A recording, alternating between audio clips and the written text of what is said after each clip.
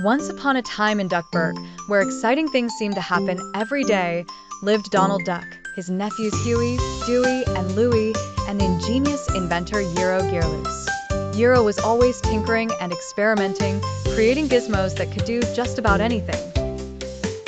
One sunny afternoon, while visiting Gyro's lab, Donald Duck accidentally knocked over a vial labeled Invisibility potion when he was searching for a plunger in Gyro's tool bucket.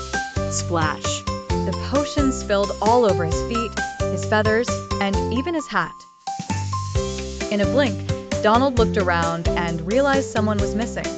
"Hey, where did I go?" he quacked. To his amazement, he couldn't see himself at all.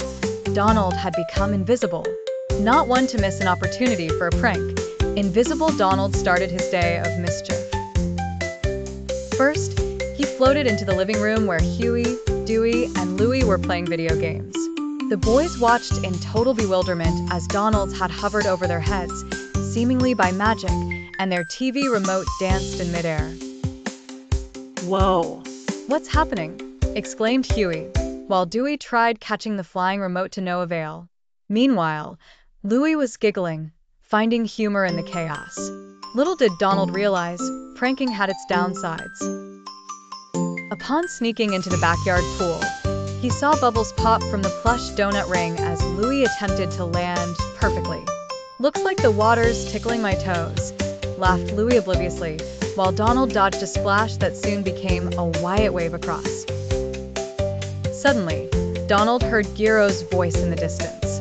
He was talking to himself, as inventors often do, speaking about the side effects of the potion. "You see, whilst invisibility can be fun, being heard and seen are equally important," Gyro muttered. Donald pondered Gyro's words. He remembered how Huey, Dewey, and Louie looked confused and worried.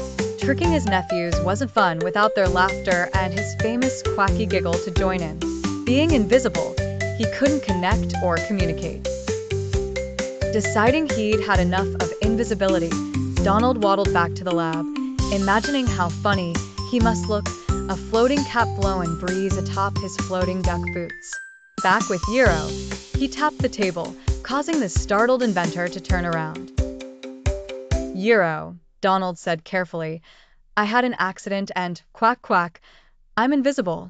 But I think I'd rather see myself and be seen than to vanish." Gyro chuckled upon realizing it wasn't a goosebump story brewing. The cure exists indeed," Gyro reassured, reaching for a sparkling, vial-marked visibility potion. Taking a careful gulp, Donald's beaked bill appeared, followed by more of him until he was back. "I'm back, quack." Donald rejoiced. The lesson was learned. Fun might be found in antics and invisible pranks, but truly it's in being seen, heard, and sharing laughter with others that matters most. With Huey, Dewey, and Louie saved from further pranks, and Gyro brainstorming what to invent next, Duckburg once again felt sunny and bright.